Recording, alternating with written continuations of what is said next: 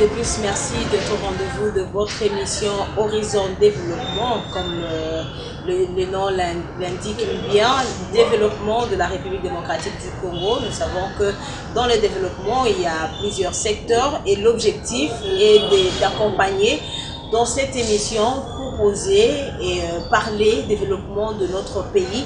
Et pour en savoir plus, surtout en cette période de la COVID-19, votre émission Horizon Développement a fait des déplacements de la librairie Livre pour le Grand Lac pour s'entretenir avec le responsable de cette librairie, Monsieur Selemani Moiti, à qui nous disons bonjour et bienvenue. Bonjour Noëlla. Monsieur Selemani, comment ça se passe à la librairie Livre pour le Grand Lac? Vous voulez parler de la situation actuelle? Oui, mais actuellement, après d'abord les déconfinements, près de 3 mois, la librairie Livre pour le Grand Lac n'a pas effectué, n'a pas travaillé comme d'habitude. Et aujourd'hui, vous êtes déconfiné, vous avez repris. Comment ça se passe actuellement? Oui, merci beaucoup pour la question. Vous savez que la COVID-19, c'est une pandémie qui n'a épargné personne. Nous, étant du secteur des livres, nous avons été le premier à être confinés parce que vous savez que nous avions appris déjà en février des nouvelles, des rumeurs sur une pandémie qui serait Covid-19, dont l'origine serait attribuée à un pays ou à l'autre. Et alors les écoles se sont précipitées déjà de fermer parce que c'était des lieux à de grandes agglomérations. Or, nous, en tant que libraires, le consommateur des livres sont d'abord les écoles et les élèves. C'est-à-dire déjà, quand les écoles ont fermé, nous on a commencé à subir déjà les méfaits ou bien les conséquences de cette pandémie-là. Et avec le confinement total de la ville de la commune de la Gombe, nous étions obligés de fermer.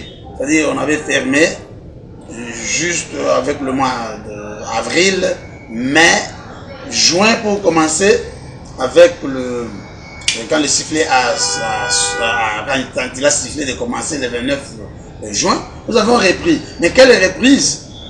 Vous savez, d'abord les livres étaient confinés. Les livres, comme je l'ai toujours dit, c'est comme une personne. Les livres naissent, vieillissent et meurent. Papa Selemani, avant de continuer, vous avez dit que c'est au mois de février, lorsque les écoles ont fermé face à cette pandémie qui touche le monde entier, mais aussi la République démocratique du Congo n'est pas épargnée.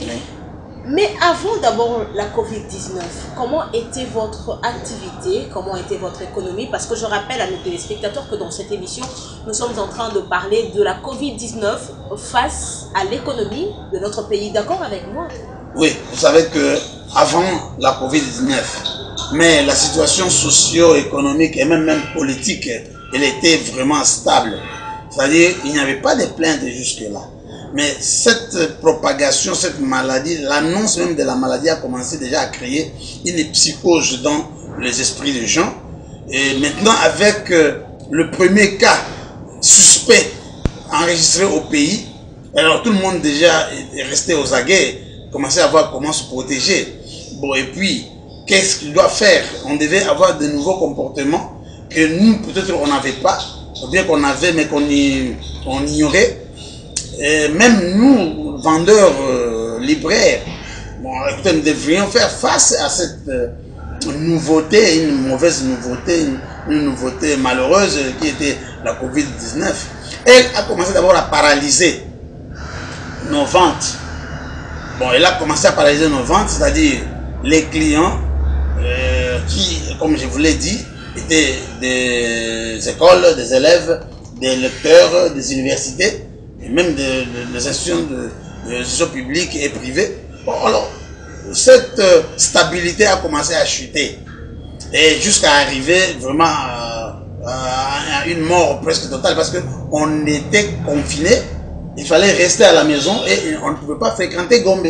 Comme nous, on reste en dehors de la commune de la Gombe. Je rappelle que c'était pendant près de 4 mois. 4 mois, effectivement, parce que c'était 4 mois de silence, 4 mois d'inactivité, 4 mois d'inopérationnalité. Alors c'était, je dirais, un statu quo qui étaient là. Les téléspectateurs veulent savoir, lorsque le président de la République a annoncé l'éveil de l'état d'urgence sanitaire, ou aussi, je peux vous dire aussi, lorsqu'on a annoncé le déconfinement de la commune de la Gobé, quels sont les sentiments qui vous avaient animé, vous, opérateurs économiques, libraires, qui exécutaient votre commerce dans cette commune qui était confinée? Oui, c'était à la fois une joie et aussi une stupeur ou bien une peur.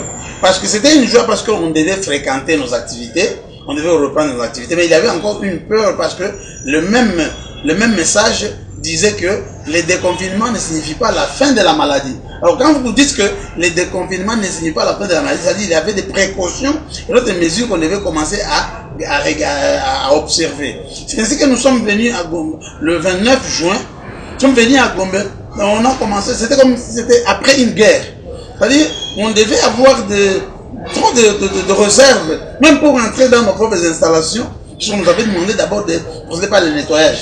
C'est un virus qui n'était pas visible, qui n'est pas visible. Jusqu'à présent, personne n'a vu. Un ennemi invisible.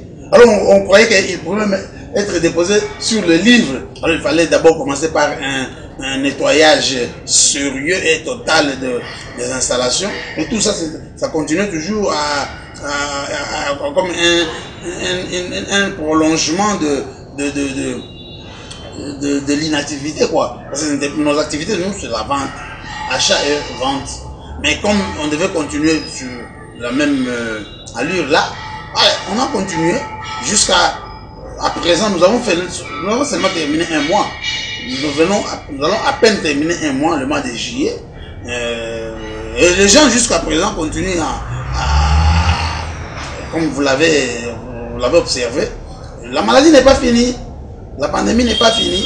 L'ennemi continue à être invisible. L'autorité continue toujours à alerter qu'il ne faut pas prendre ça à la légère. Il faut toujours se protéger, continuer toujours à se protéger. C'est ainsi que nous travaillons. Et même quand vous êtes venus, vous avez vu que je ne vous ai pas salué à la main comme on le fait souvent. On continue à se craindre mutuellement. Un comportement que nous a imposé cette maladie. Voilà. Mais Papa Sélémane, une question que les téléspectateurs qui sont en train de nous suivre en cet instant veulent vraiment découvrir. Papa Sélémane, il a bien dit au cours de cette émission Horizon Développement que vos clients, ce sont des établissements scolaires, ce sont des écoliers. Mais lorsqu'on a déconfiné la commune de la Gobé, les chefs de l'État a levé l'état d'urgence sanitaire, on n'avait pas d'école, on n'a pas non plus d'écoliers. Qu'est-ce qui vous a motivé d'ouvrir encore vos portes alors que vos clients sont encore en confinement? Oui, j'aimerais vous dire merci beaucoup pour la question. Le déconfinement, même s'il n'y a pas d'école, le gouvernement a donné beaucoup de pistes de solutions sur l'encadrement des enfants. Les parents ont besoin de continuer à encadrer leurs enfants. Ils doivent le faire par des livres. Il y a des livres. Certains ont laissé des livres à l'école. Les écoles sont fermées, ils ne peuvent pas accéder aux livres qui sont à l'école. Ils doivent accéder aux livres qui sont disponibles dans la librairie, par exemple. Et vous voyez que l'enseignement continue malgré que les enfants sont en confinement. Et puis, vous savez, la lecture continue. Même pendant le confinement, beaucoup de parents ont préféré que leurs enfants soient confinés avec un livre sur la table.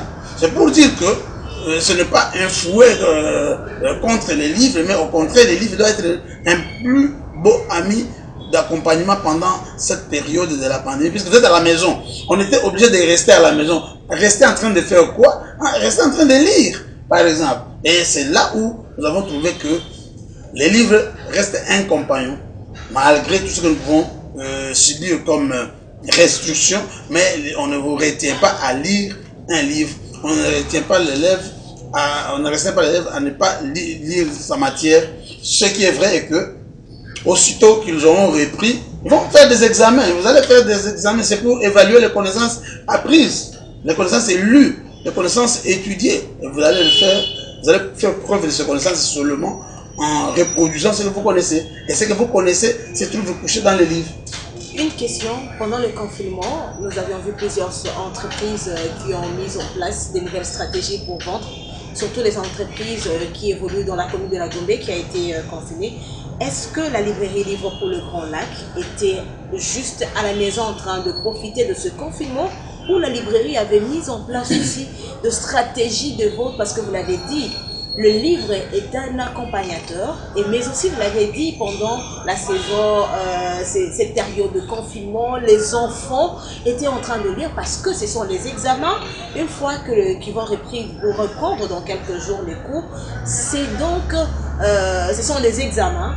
Et les enfants étaient en train de se préparer. Vous le savez qu'il y a eu même l'enseignement à distance que le gouvernement a mis en place. Est-ce que la librairie Livre pour le Grand Lac était juste en train de croiser le bras, ou il y a eu des stratégies que vous avez mises en place pour peut-être une livraison à domicile? Merci. Comme vous le savez, c'était une surprise. Personne ne s'est attendu qu'il y aurait, par exemple, le confinement. C'était la première fois d'ailleurs pour beaucoup de gens d'apprendre le mot là de confinement. Il y a des cours faits partout, on dit bon, vous restez chez vous, ne vous promenez pas de 18h à 6h du matin, mais cette fois-ci c'était une obligation de rester à la maison pendant une plus longue période que l'on n'a jamais observé chez nous au Congo. Nous avons un site internet.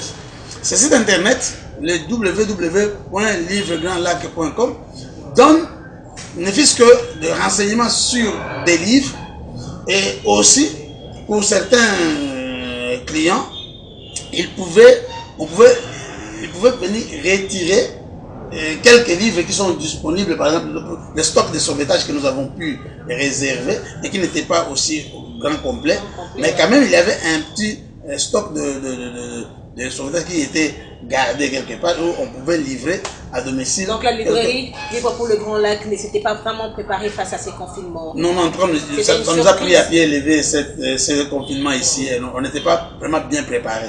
On n'était pas bien préparés pour ça. Est-ce qu'on peut-on vraiment dire, parce que vous l'avez dit que pendant le confinement, vous n'avez pas du tout croisé le bras, peut-on vraiment dire que la librairie Livre pour le Grand Lac n'a pas vraiment subi les conséquences de la COVID-19 sur son économie? Nous avons subi des conséquences très graves. Pourquoi est-ce que nous avons, je peux le dire, nous on n'a pas vendu, comme je vous ai dit que quelques titres clés qui pouvaient se vendre. Et pourtant tout le monde voulait sortir. Moi monsieur, j'avais peur même de sortir, même pour donner quoi que ce soit. C'est-à-dire on n'a pas vraiment vendu. Et puis nous ne vendons pas un stock pendant un temps. Vous voyez que la chaîne de commandes était brisée. Les livres, la plupart sont importés. Il n'y avait pas d'importation des livres.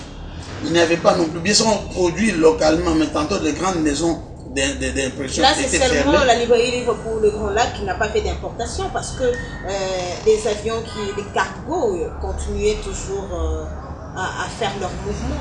Non, même si les cargos pouvaient faire des mouvements, la priorité n'était pas, ce n'était pas vraiment des livres, c'était vraiment des produits de première nécessité. Les livres ne sont pas, selon certains, les produits de première nécessité. Et puis même, tant bien que on devait importer, l'importation vient de l'étranger. Ils étaient aussi confinés. Bon, c'est-à-dire, les grands fournisseurs comme Larousse étaient aussi confinés. Hachette était confiné. Elsevier était confiné. Et puis, Dinode était confiné. C'est-à-dire, on ne pouvait pas. Et puis, si bien qu'on pouvait commander, où était l'argent pour payer les commandes pour que nous puissions le vendre. Et puis, à qui? Puisqu'on ne savait pas. Même le chef de l'État avait dit qu'on pouvait, prolonger ou bien on avait d'abord pour la première fois l'état d'urgence deux semaines. Ouais. Après les 2 semaines, on a encore prolongé. Il a été prolongé 6 fois. Vous voyez, alors on pouvait commander avec quoi? Ou bien avec quels moyens? C'est pour dire que nous avons subi. D'ailleurs, la chaîne des livres a été complètement brisée avec ces confinements. Beaucoup de maisons d'édition ont fermé. Et ils continueront toujours à fermer. Je ne sais pas quand ils vont se récupérer. Ils vont encore se retrouver après même de longues années. Et pourtant, la pandémie n'a jusque-là osurier de confiner les gens pendant 4 mois totalement au monde. On a commencé à ouvrir timidement. C'est pour dire que le manque à gagner qui est entraîné par le 4 mois là de très sérieux confinement pour être récupéré, je ne sais pas si on va le récupérer en 2 ou 3 ans. c'est toujours dire que nous avons subi des pertes. Aujourd'hui, nous sommes en train d'être déconfinés. La vie est en train de reprendre petit à petit. Est-ce que votre librairie est à nouveau fréquentée? Je vous ai dit que ceux qui fréquentent la librairie sont les élèves. Or, vous comprenez, bon, il y a des éclaircissements, mais il y a un doute.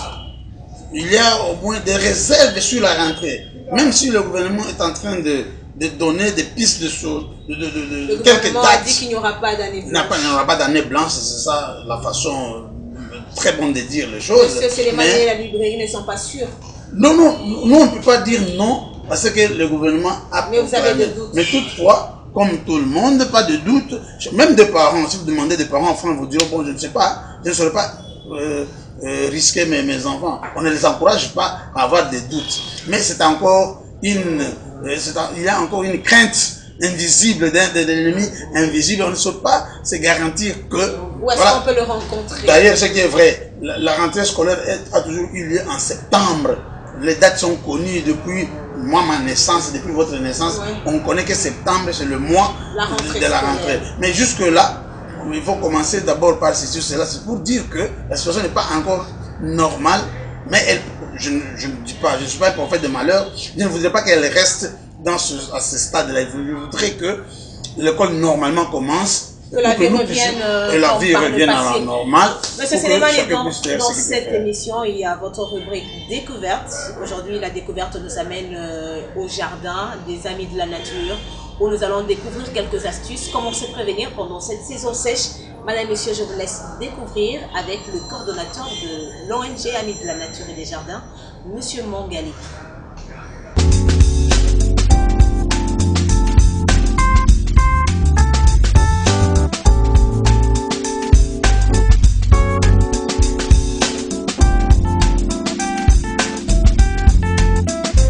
Oui, ça c'est un philanthus. Voilà, c'est comme c'est classé parmi les mauvaises herbes. Mais j'aime Dieu.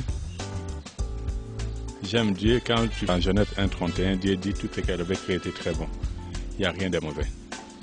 Il se fait que les Congolais, nous sommes sortis en dehors de certaines réalités bibliques ou les éléments basiques par rapport à la vie. La plante ici, ça peut soigner beaucoup de maladies. Aujourd'hui, nous sommes en pleine saison sèche. C'est parmi des saisons où les gens ont souvent des maladies. Et ce qui domine de plus, c'est la grippe. Or, les philanthus, ça peut te soigner contre la grippe. Ça peut te soigner contre des amibes, contre les palus. Il y a certains types de cancers. Il y a les gens qui ont une forme de typhoïde. Là aussi c'est pareil. Ça peut aussi vous soigner. Facile à utiliser. Juste une cuillère à café, ça peut être utilisé à l'infusion. C'est vraiment efficace. Mais ça, on ne les plante même pas. Ça pousse seul. Congo Mbokeleng.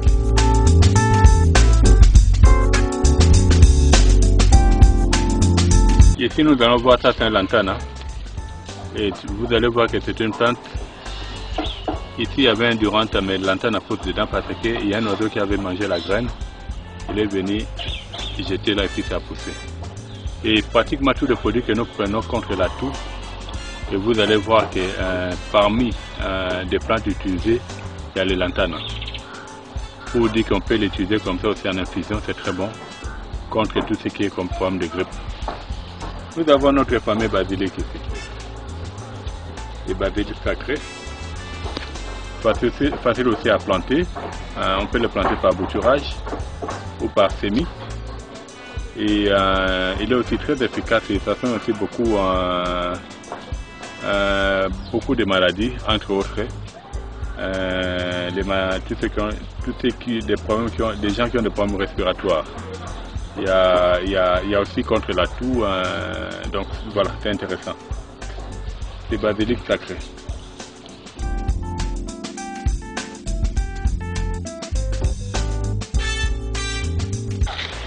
De l'autre côté, nous avons...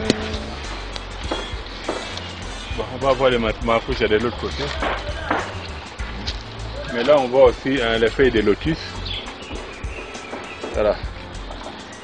Ici, dommage, il n'y a pas de fleurs. C'est difficile à ce qu'on pouvait comprendre la plante. Les feuilles ici, on peut l'utiliser aussi en infusion. Et puis, ça soigne beaucoup de maladies, entre autres les gens qui sont stressés. S'ils veulent se déstresser. Voilà. Alors, on va nous parler des mauvaises herbes. Il n'y a jamais de mauvaises herbes. Tout ce qui est déjà créé est bon. Il a même dit que c'était très bon. Et là, on voit quand même, on jette quand même un coup d'œil ici.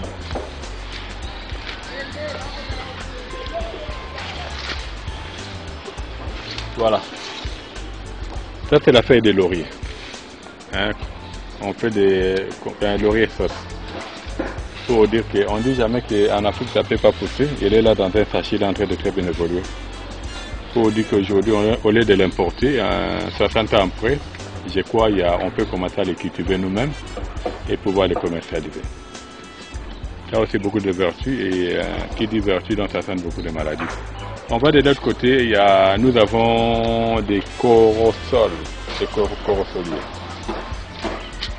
Voilà, ils sont là. Ça, c'est les jeunes fans des corossoliers. Avec beaucoup de vertus thérapeutiques aussi. Entre autres, les personnes qui ont des problèmes de cancer, c'est hyper efficace. Pour dire que par rapport au corossolier, les médecins n'ont pas su isoler ce qu'il a comme molécule. Là, les a mis une corde au cou.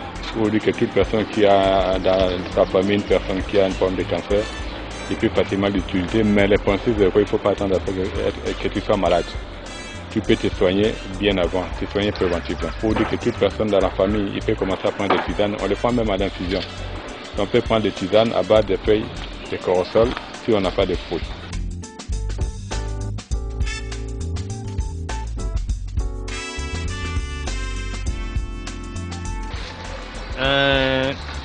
Dans les Bas-Congo, on l'appelle Mikieni. Dans les bandes, on l'appelle Mokako. Très efficace aussi. Ça peut nous aider à soigner beaucoup de maladies. On peut faire même des jus avec. Voilà. Ça c'est un très bon goût. Quand on les prépare normalement, ils mettent un peu du piment. Et c'est très bon pour la santé. La saison sèche, on a besoin de plantes qui sont des antioxydants. Et là, c'est parmi. Efficace contre la toux et d'autres maladies. Là, aujourd'hui, le plus important, c'est plus par rapport à tout ce qui est problème respiratoire. Donc, idéal. On quitte les Mikieni, les cossutes. Ça pousse chez nous comme de la mauvaise herbe, comme les gens de la médecine, des sciences avancées le disent. Mais pour moi, je dis, Dieu n'a fait rien de mauvais. C'est question d'arriver à la dimension du film pour comprendre beaucoup de choses.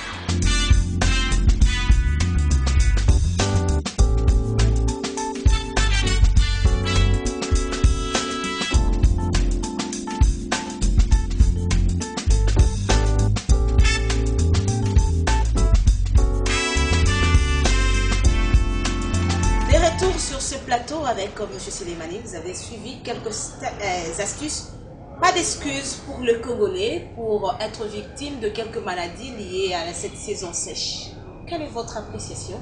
Ou comment vous-même vous vous comportez pendant cette saison sèche? Et surtout que c'est une saison sèche un peu exceptionnelle où nous sommes en train de vivre avec la Covid-19. Oui, une saison sèche, je dirais très compliquée. La nuit, il fait très frais. Tantôt, pendant la journée, frais et chaud. Les conséquences, j'ai déjà commencé à observer certaines conséquences de cette saison sèche, puisque j'ai trouvé un de mes agents qui a une toux qu'elle n'avait pas. C'est pour dire que, voilà, ça c'est l'annonce des conséquences d'une saison sèche. Bon, alors, qu'est-ce que nous faisons? Comme nous connaissons que là, ce n'est pas dû à la Covid, mais à la saison sèche, bon, il faut certaines règles s'examinent, c'est-à-dire ne pas tousser en plein air. Quand on tousse, il faut vraiment... Et surtout en cette période, où la toux peut être mélangée au virus. Coronavirus. Soit on reste à la maison, soit on va tousser dehors, et après avoir toussé, on revient. Et puis aussi, on peut observer le même geste. C'est-à-dire se laver les mains. Parce que quand vous toussez dans vos mains, bon, vous risquez de ça. C'est compliqué, vous risquez de toucher sur quelque chose. Et puis, le microbe de la toux, là, je ne sais pas, ça peut être. Ce sont des microbes ou des petits virus, mais qui ne sont pas trop virulents, comme le virus de la COVID-19. Tout ça, ce sont des maladies qu'on peut s'épargner de ces maladies en observant des gestes barrières, comme je l'ai vu ici. Oui, c'est ça, effectivement.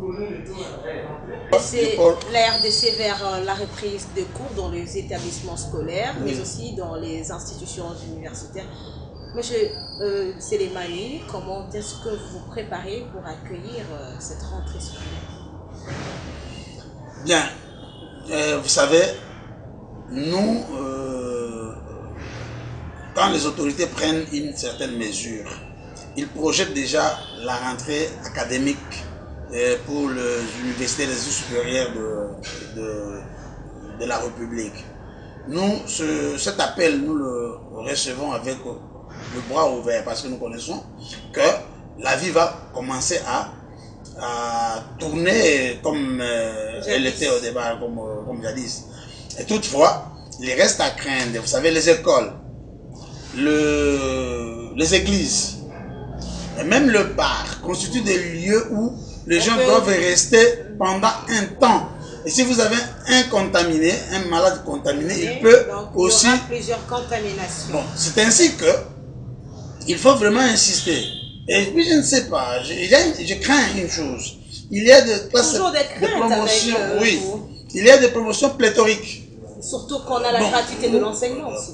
Bon, pour le primaire, quand vous avez posé la question sur l'enseignement universitaire, les premières années de graduats, première et deuxième année, sont des promotions des auditoires pléthoriques. Je ne sais pas, avec ces pléthores-là, comment il faut vraiment être... Et puis peut-être aussi des réserves que bon, c'est là où toutes les bâtiments doivent être mises en marche pour savoir comment prévenir ces étudiants, d'une part têtus, de l'autre part aussi une population très nombreuse en un lieu, et puis avec tout ce que nous avons comme des moyens précaires, puisque vous savez, le confinement est allé avec la restauration. Dans les universités, il n'y a plus un restaurant qui est digne d'être appelé des restaurants de fortune, communément ici, Maléwa. Bon, je ne sais pas quelles sont les règles hygiéniques observées dans ce petit restaurant-là. Et les étudiants veulent aller manger à la sauvette, comme tout le monde, qui n'était pas le cas. Bon, je n'ai pas parlé, qui n'était pas le cas. Ils avaient de bons restaurants. Et ces restaurants de fortune qui ont pris la place des restaurants officiellement installés dans les universités sont aussi des obstacles, peuvent aussi être des points de contamination. Alors il faut voir tout ça. Que va faire le gouvernement pour que effectivement les universités, les lieux publics restent sains? Monsieur Selemani, si vous êtes demandé dans cette émission Horizon Développement de prodiguer quelques conseils, et ça sera votre dernier mot, conseil au gouvernement, mais aussi à la population congolaise. Certains continuent à douter de l'existence de la COVID-19. Qu'est-ce que vous pouvez leur dire?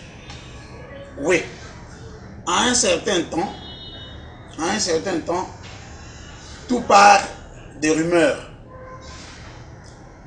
Nous avons appris l'existence de la COVID au départ comme des rumeurs, mais des rumeurs qui ont fini par se justifier. Je ne sais pas s'il peut y avoir un mensonge universel, c'est-à-dire qui court et qui ne soit pas prouvé. Les scientifiques ont prouvé que le virus est bel et bien là. Existe en RDC. Les gens, même si, bon, parce qu'il y a des saints Thomas, des Thomas, qui se disent, bon, si je n'ai pas vu, je ne peux pas croire. Bon, mais moi, je ne peux pas attendre que je vois quelque chose pour croire en cela. Il faut se prévenir. Ah oui, il faut toujours se prévenir. Ceux qui croient que c'est un mensonge, bon, qu'ils attendent. Je me rappelle, quand j'entrais à l'université, c'était vers les années 80, il y avait aussi une autre pandémie qui avait commencé à gesticuler comme ça, c'était le VIH.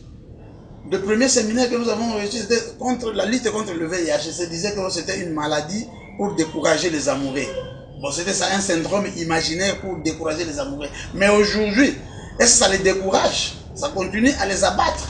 C'est pour dire que aujourd'hui aussi, on peut dire que bon, c'est une question politique. Bon, le politicien bon, se couvre là derrière pour justifier ces choses-là. Ça, c'est le point de vue de celui qui les dit. Mais un homme averti saura qu'il faut prévenir cette maladie. Comme les scientifiques insistent sur ça, nous devons nous prévenir. Nous devons observer ces gestes qui nous imposent comme des gestes barrières jusqu'à preuve de contraire. Quand on nous dit de changer, on va changer.